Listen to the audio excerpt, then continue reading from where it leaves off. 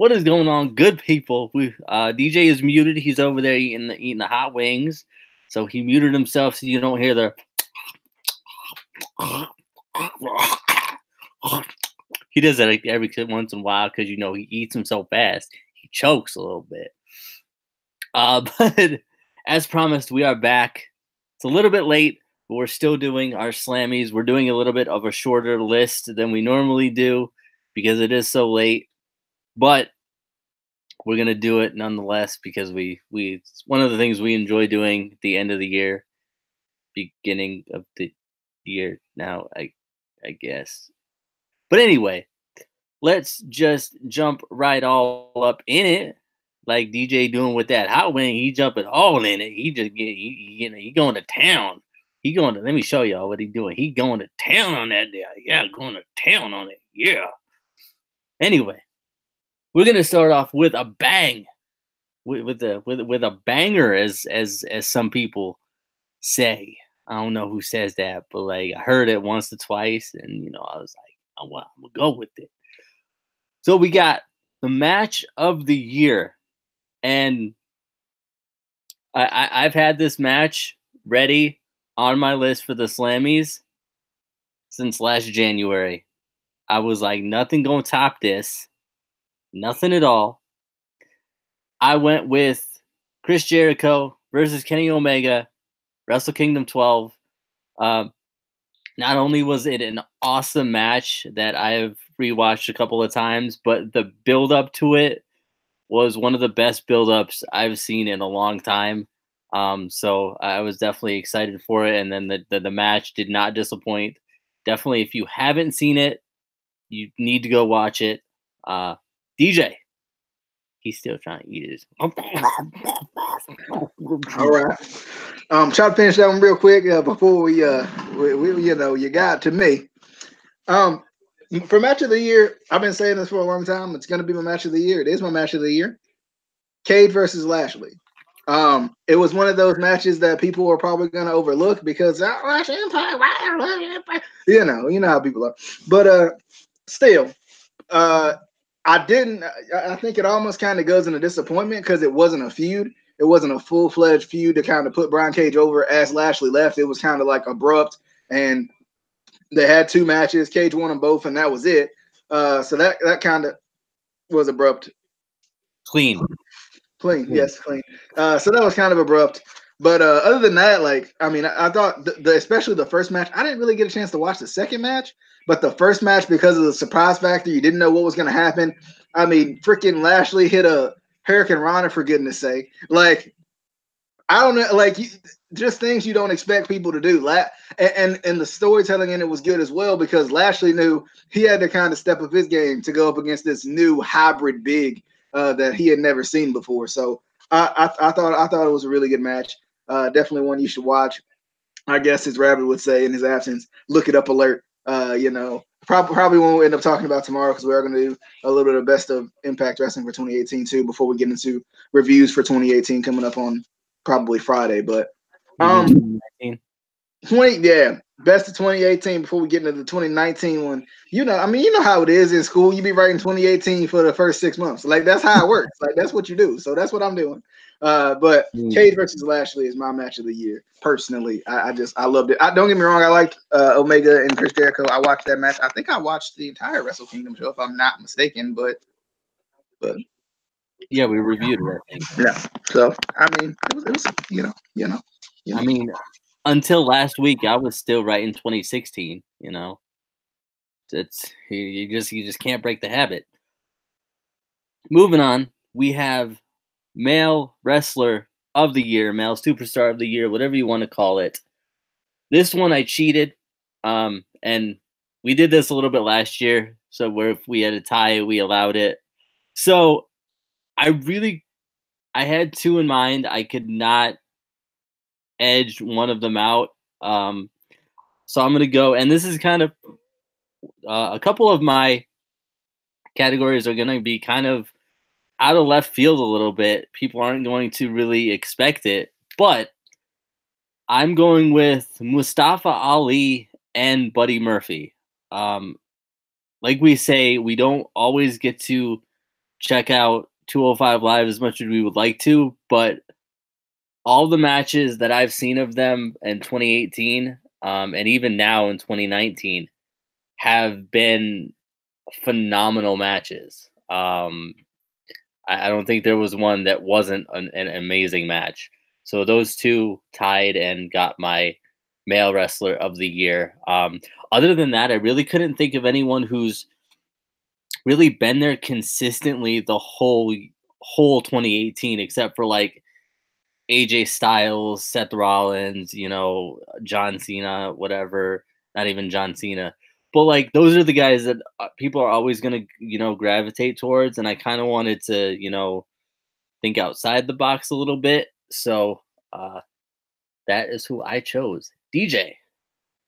I'm gonna go with a tie here too. I didn't have a tie until you had a tie, and now I have a tie. So my first one is Daniel Bryan because it was so cool that he was back, and we kind of got back in the form and stuff like that.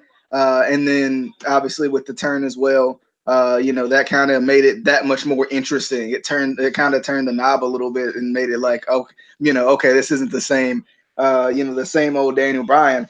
And my second one, my tie, my 1A, 1B, or whatever we're saying, is Velveteen Dream, because I just think he just continues to improve all the time with his character. Once again, one of those characters where we were like, we don't know what to expect with this. Is it going to be too edgy for this type of an audience? Is it going to work? And then we knew who Patrick Clark was. So we're like, is it going to work for him? And I think he's absolutely hit it out of the park. Obviously, I think some of the attires don't always necessarily go with certain things. Like I think the most recent one was like the Hollywood Hogan or whatever, but I think they were in where were they at? Were they in LA or something? No, they weren't. Yeah. Something like that. So it kind of went with it, like, and that's what I love too. It's refreshing because because name me any other superstars or wrestlers that have different attires every time they come out, especially for big events. Rarely ever do you see it. You don't see it with Charlotte. You don't see it with like some of the who have a little bit more flashy attires. You don't see it with Charlotte. You don't see it with everybody, and I think that's what's cool about it. Like it's cool that his attires always go with everybody else. And we had the attire with I think when he went against Aleister Black, he had the attire where he had the face on the spray paint on the I was gonna say crotch, but I didn't want to say crotch, so I'm already forced to say crotch now because I can't think of any other words. But he had, I think it was on his butt actually. But anyway, he had the the kind of Rick Rude type of attire, which was cool, kind of bringing that back a little bit. That was cool. But yeah, like I think that was those two were the two for me. Yeah. And then moving on to female wrestler / superstar of the year, because you gotta have the ladies in there too. Gotta give them their separate categories because this is 2019. Damn it, this is 2019, and women deserve equal categories. And anyway, mine was, I have a lot of NXT guys on. Anyway, mine is Shayna Baszler. I don't think anyone's consistently been there as much, in that, top role as she has. I mean, obviously you could go with a couple on, the main roster, Charlotte, not even Bailey. Bailey really hasn't been there, but like Charlotte, Charlotte's there too. Charlotte is there also. Would you say Ronda Rousey? I would not say Ronda Rousey. I wouldn't say that. I sure she a nice lady, and with a little bit more training, she gonna be ready. Not there yet. Not there yet. Nope. Sorry. Hate to burst people's bubbles. She's not there yet. I apologize. I get it. Again, big draw. WWE just wants money. I get it. Not ready though. But Shayna Baszler is my female of the year. DJ. gonna be Dakota Kai. I know it. If they actually pushed her, maybe. But they don't. You know, I should go back to male wrestler of the year and say Cassius Ohno. No, but he's a lady. No, it's going backwards. Anyway, my female wrestler of the year burst onto the scene for Impact Wrestling. I think I haven't watched Homecoming, so I don't know right off. As of my knowledge, the current Impact Wrestling Knockouts champion, Tessa Blanchard. I just think she came onto the scene and immediately. Oh my God! Every time I say I have this show, that stupid phrase comes into my mind. She came onto the scene and she did what she needed to do, and I'm not going to say those words. But honestly though, like she came in as a heel. You knew she was. Shut up, Casey! You're gonna make me say it, and I don't want to say it. Everybody knows what I want to say, but I ain't gonna say it. But like she just in every way, whether it was promos, whether it was in the ring, whether it was right up against somebody, she just came in. Dang on it, she made an impact. Okay, she came in, it made an impact. But for real though, she changed the Knockouts division. Like she was one of the best Knockouts champions I feel like I had seen from a confidence standpoint in a long time. Because Sienna was kind of supposed to be that, and she just wasn't. You know, Su Yung was supposed to bring that different feel, and she just didn't. So it was kind of one of the, you know, one of those things where you would just like Allie came in and she held the title for a little bit, but it was just like and you know, Tessa was one of those that just came in and you were like, wow, like she really did. I really think she did great. I enjoyed her this year, and I think I'll enjoy her for years to come on Impact or wherever she may. Yeah, true. Moving on to one that we this was a little hard for us. It was Return of the Year. We couldn't think of too many like big returns that happened. But one that I could think of that was, I think, one of the biggest returns of the year was Rey Mysterio at the Royal Rumble. That one was pretty cool. So that's what I chose for Return of the Year. I mean, there's been guys who've, you know, been out on injury and come back, but nothing that was like groundbreaking. I don't think that, you know, made you go, "Oh my God, he's back." But Rey Mysterio, at least for me, was exciting, an exciting moment. DJ. All right. For me, I gotta go. This one was tough for me. Like I had to think about it, and you said Rey Mysterio, and that was a good one. But I think for me, it's got to be Daniel Bryan because it was so unexpected. Because you know we've been hearing for so long he's either gonna leave or he's never gonna be cleared by WWE doctors. We heard that for so long. Like since the moment that he got injured, like that was the big story. Like he's either never gonna be cleared by WWE doctors or he's gonna leave and go somewhere else. And finally, he got cleared. He came back.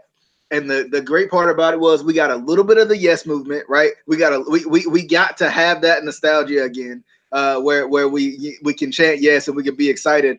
And then we got this entirely different new Daniel Bryan that wasn't just no, you know, Daniel Bryan. Like we got the entirely different new. I think he does call himself the new Daniel Bryan, but like we got this entirely different Daniel Bryan. That I think's title run was cut short. But anyway, we got this entirely new and different Daniel Bryan, and it was awesome. I think honestly, what they should have did, I think they should have kept the title on him until Mania and have him face AJ at Mania. That's just me, but I just thought that would have, you know, that would have been cool. I don't know if you want to give the title back to AJ because he had it for so long, but still, you know, I think this would have been the best bet. I don't even remember who's the champion right now. Who beat him? Do you remember? I don't. Been paying it was at the most recent pay-per-view. I just can't think of who it was. Was that TLC? I can't think of who it was. It seems so long ago. It was like, seems like it was last year. Well, you know, you're not wrong. I don't know. I have to look it up, and I'll. I can't for the life of me think of it. Was it AJ? I don't think AJ won it back. It it was. I have to look it up. I can't remember. All right, moving on. We'll figure it out. DJ will look it up. He's looking it up right now. And he is. He gonna get drank. He gonna get drank. But actually, you know what? As soon as he gets, give him a second to get back. I'm gonna look it up because I can't. Because it's our show. Sorry, had to go wash my hands because I have this weird thing about sauces being on my hands when I'm trying to do stuff. It's weird, but I can't do it. I don't know who is the champion. Let's see. You'll see results. All you gotta do is look up WWE champion and it'll come up. Oh, it is Daniel Bryan. But Daniel Bryan lost the title at TLC. I feel like I'm right about that. Did he not? No, he didn't. Did he win it? I could have sworn. I didn't think he lost it because I was pretty sure he was still the champion. Let me look. He is the champion now. I could have swore he lost at TLC. I don't know why that like TLC for some reason just slips my mind, but it does. And it was actually pretty good. That's the funny part. Like it was actually pretty good. But for some reason it just slips my mind. Anyway, moving on. We have the feud of the year. And my feud of the year, hands down, this is the feud of the year. And if you choose anything else, you're wrong. You're just wrong. It's not correct. You're incorrect, sir or ma'am. You are incorrect. It is Johnny Gargano versus Tommaso Ciampa. That was it. That was just it. Gentlemen, DJ, why you gotta drink right when I say it? I mean, you do that constantly. I mean, like just about to take a bite, and you're like, you know what, DJ? I'm like, but yeah. You're right about that. That's what I have too. Johnny Gargano, Johnny Gargano versus Tommaso Ciampa. To me, it was the best feud because we had to wait so long for it. Like we had to wait so long for it with both of these guys having injuries, and then Johnny coming back, and the fact that they built it up, even with Tommaso not even being there. You know, they built it up with Zelina Vega throwing in the DIY T-shirt. You know, they built it up with certain little nuancy things that just doesn't happen anymore, that they don't do anymore when they want to build a feud. A lot of times, especially on the main roster, when somebody gets hurt, they completely can the feud.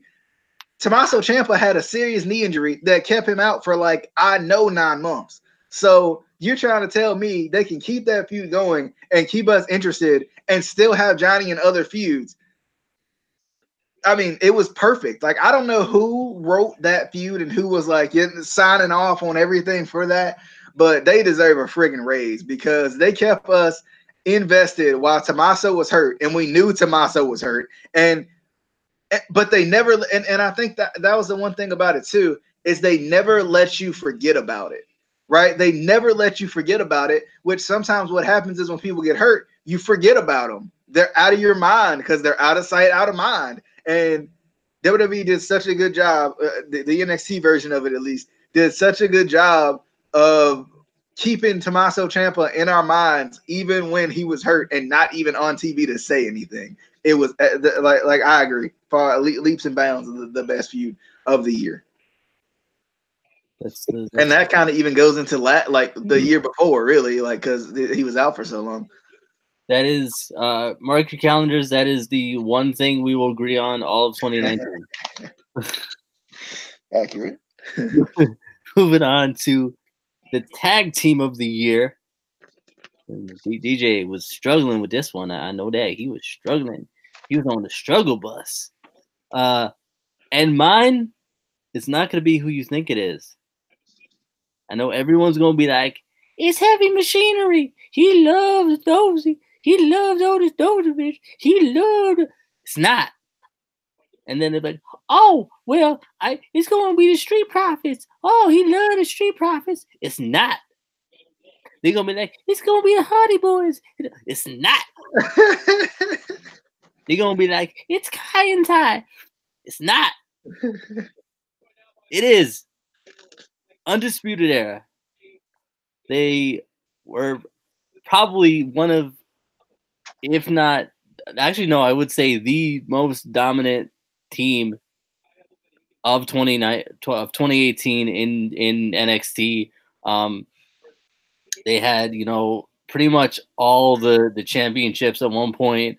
Even with an injured member, they still, pushed on, and they were constantly in, just, on TV. They were constantly in storylines and feuds and everything. So I definitely had to go with Undisputed Era. DJ. Can we skip this one and not come back? Because I'm still thinking about this one. This one, maybe I just was out of tag team wrestling. Like I don't have a great fall on like the Revival, okay? I'm sorry. I don't have a great fall on like the Revival because they freaking ran the dang on division. They ran it. No, I don't even remember what the thing was anymore, dang it. Because I was about to say no stakes, just weights or something. I don't know. Like I need some time. This was hard for me. Give me like one more category and then we can come back because it's got me right now. Like it's got me. Emma says that the feud of the year was me and her. Yes, bro. I mean, I think it lasted too long, to be honest, because I feel like I feel like you guys can constantly. So you guys are a struggle bus. You guys are the struggle bus. Like you guys are the definition of the struggle bus. That should be your tag team name. Struggle bus. No, it's all because she won't let me go through a table. She won't do it. She will not let me go. I'm gonna do it anyway, but like she won't let me. But maybe she's got to hide under the table. I think maybe. True, that's true. Moving on, so DJ can think about the tag team. We have the underrated superstar of the year. This one was a little bit tough. This one ain't no better, man. I decided to go with Buddy Murphy. And it's not even necessarily that he himself is underrated. I think he's unfortunately forced to be on 205 Live, and I think 205 Live more so is underrated. But with that being said, he is forced to be underrated too because not as many people really realize what talent they have on 205 Live. Like I was saying earlier, all the matches that you've seen highlights of in 205 Live, the majority of them have had Buddy Murphy. He's been the cruiserweight champion. I still think he is the cruiserweight champion unless he lost it. Did he? I'll have to look. I don't think he did, but he might have. But I mean, all the matches that he's had were amazing matches. So I went with Buddy Murphy, even though he trying to steal my girl. He ain't not gonna work. He thinks he's gonna work, but I'm a win in the end. DJ. This one right here. This right here. This right here. Man. Would you say Dakota Kai? This one's hard because there's so many. That's what's hard about it. There's so many that I got Cassius Ohno, who I think is super talented, but and I don't know if underrated is also overlooked. So overlooked. Kevin Owens in the same way. Oh my God. How? Explain to me. And I know he's been hurt, but explain to me. Yeah. Sami Zayn. That's what I was about to say. I was about to say Sami Zayn. Like there's so many, and I know he's been hurt too, but still, when they're on the freaking TV screen, they're in these stupid feuds with. Oh, there's so many. That's what's hard. Okay, I gave my 3 options, and there's so freaking like I could probably name off more. That's the bad part. I could name off more. Oh, Finn Balor. Like, come on. I don't even love Finn Balor like you do, but I can see that he's good, okay? I can see that he's good. It deserves to be pushed. What is happening? I would even like, and I know like this is like a rant at this point. I would even say good old JJ. I would even say JJ deserves a better chance than and I know he was injured and real bad, like real injured, like injured real bad, like maybe like the worst injury of the year. But still, okay, JJ, man, come on, Jason Jordan, JJ, like JJ. you remember JJ? Just call me JJ. You know, and you know, I really messed up on tag team of the year. I did because I should have put anybody with Chad Gable because you know Chad Gable can't be in anything but tag teams. But I do have my tag team of the year. By the way, I'm ready. Okay, tag team of the year. Go. I just don't think I was as impressed with tag team wrestling this year as I have been. Undisputed Era is a good one, but I'm gonna go with the repackaging of the Bludgeon Brothers because Rowan and Harper were a great tag team together. You split them up, and my boy Rowan they just don't push him, man. They just don't push him. Big Red, just don't push my boy. Would you say he is the Marty Jannetty? No, no, it's not. Okay, but yeah, like yeah, Bludgeon Brothers, simply because I think that when they were actually on the screen, they did good things this year. When they weren't hurt, Rowan. When they weren't hurt, like that poor man, he can't catch a break, man. Well, anyway, I'm sure he could. When they were on the screen, they were one of the best tag teams. They were fun to watch, even with the power stuff that they did. They may be an old school type of power tag team, but they keep it interesting, and I think that's what I like about them.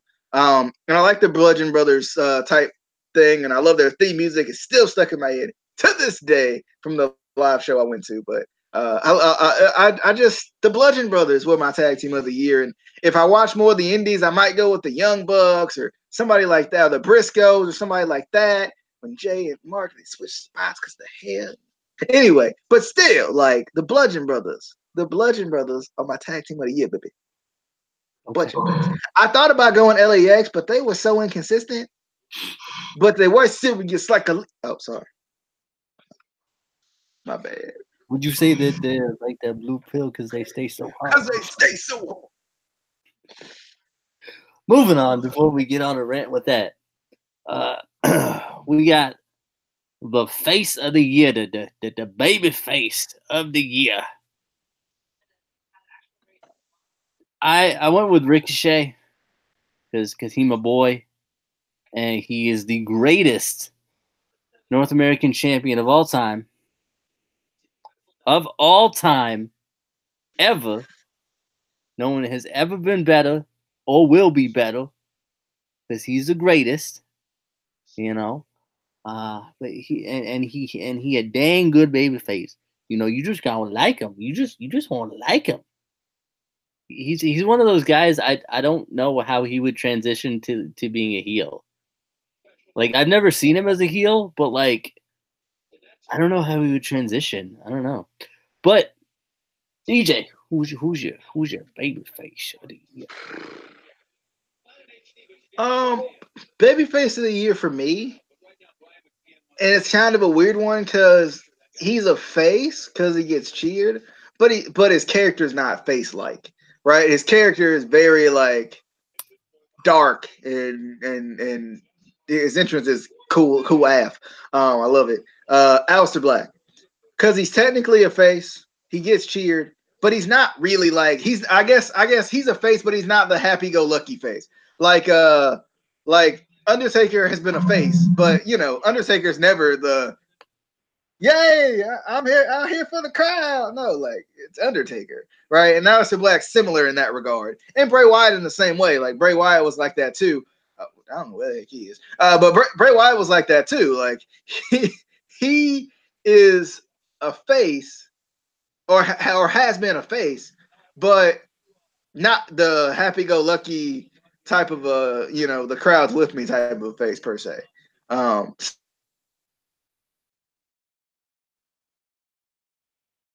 Aleister Black. I think I froze up for a minute there. Aleister Black. Aleister Black. A little bit. Black. Moving on to heel of the year. Again, another absolutely no doubt in my mind. This is the heel of the year. And if you choose anybody else, you're wrong. Tommaso Ciampa. Tommaso Ciampa. Tommaso of the Ciampas. It's facts. Just facts. DJ. I agree. And everybody knows my love for Tommaso Ciampa. If you watch this podcast at any point, you know my love for Tommaso Ciampa. But ever since he came back, he turned heel like forever ago. But ever since he actually came back and started doing his heel stuff, the way he carries the title, the way like the title was like every single solitary thing to this man, like it's incredible. And his heelish tactics are great too. So I'm going with Tommaso as well. And the final category of the 2018 Slammies for the Instant Classic Wrestling Podcast Show of the Year. The Instant Classic Wrestling Podcast. Wait, no, sorry. I was going to try to put that in there, just sneak it in there, but I figured I'd be fair to other shows. Originally, I was going to say Wrestle Kingdom 12 because it was a really good show. And then this show happened, and I was like, sorry, Wrestle Kingdom, maybe next year. Try again next year. My show of the year was All In, not only because it was a solid show with a solid card, but because the Young Bucks, Cody Rhodes, all of them did something that nobody thought they were going to do. Everyone said they were crazy. Everyone said it would never work. They put that show together, booked it, got the venue, did everything themselves without a major promotion behind them.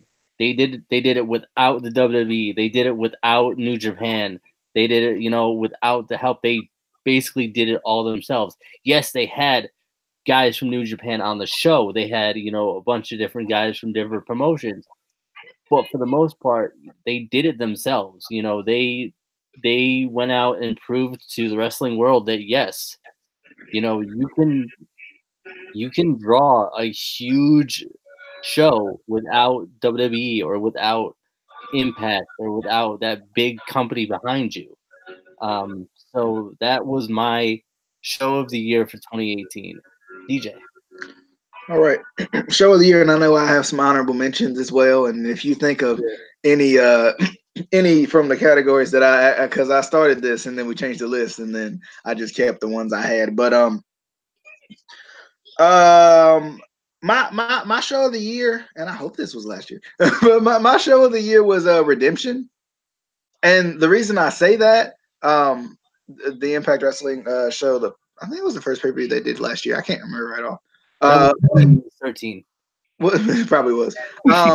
But this was the show. The reason I say that is not even because it was the greatest show in the world, because I thought it was pretty good, but I thought it was a good show.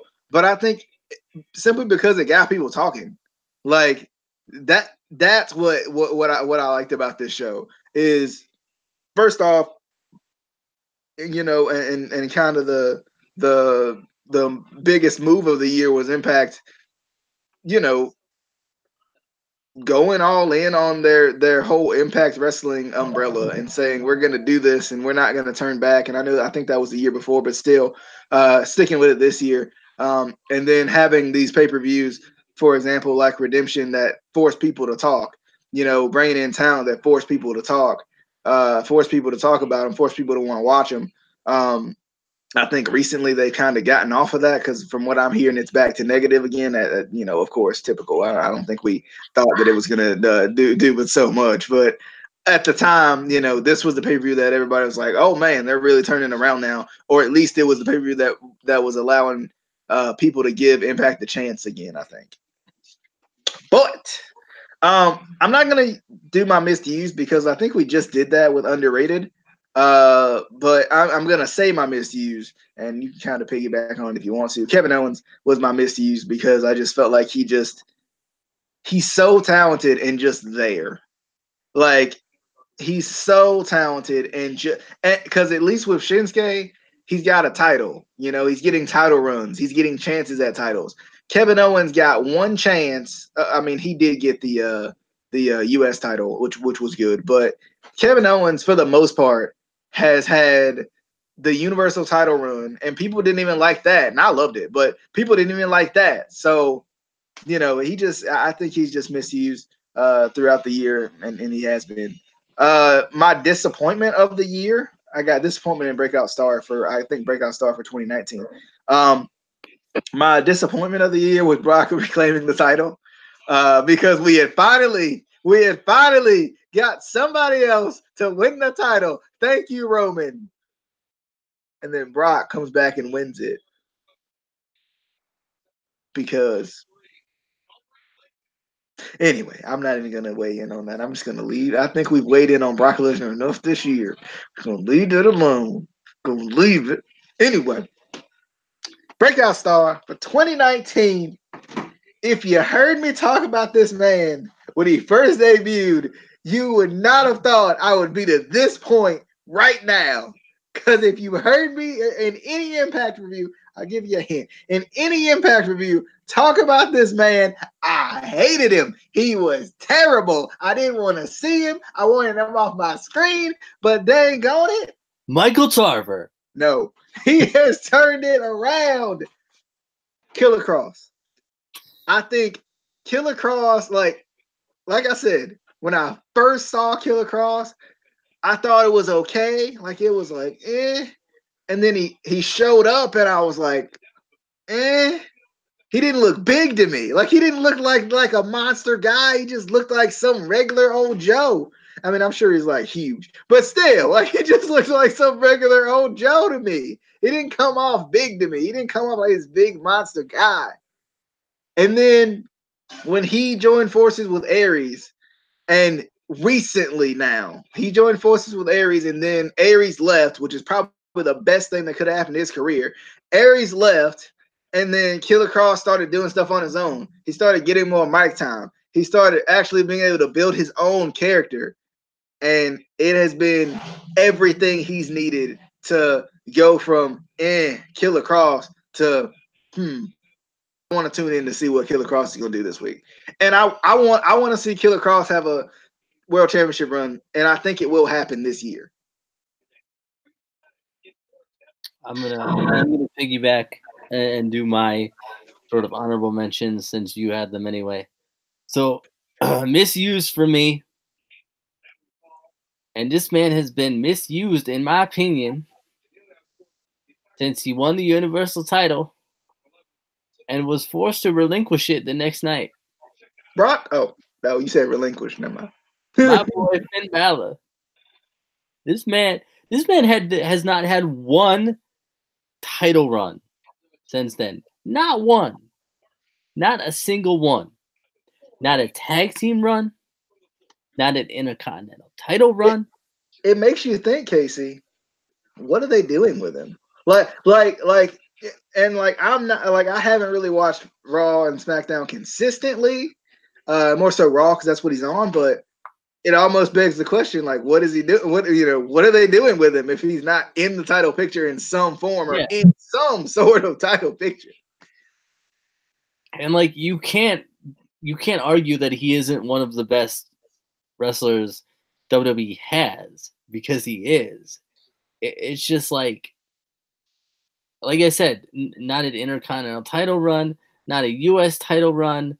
Hell, they gave Jeff Hardy a US title run after like 20 years in WWE. Like, come on, give him something to actually do. I mean, granted, he's getting paid well. I'm sure he loves what he's doing, just being in WWE and being able to do what he's been able to do. But from a fan perspective and a fan of him perspective, I want to see them do something with him. Um, then my disappointment, 2018,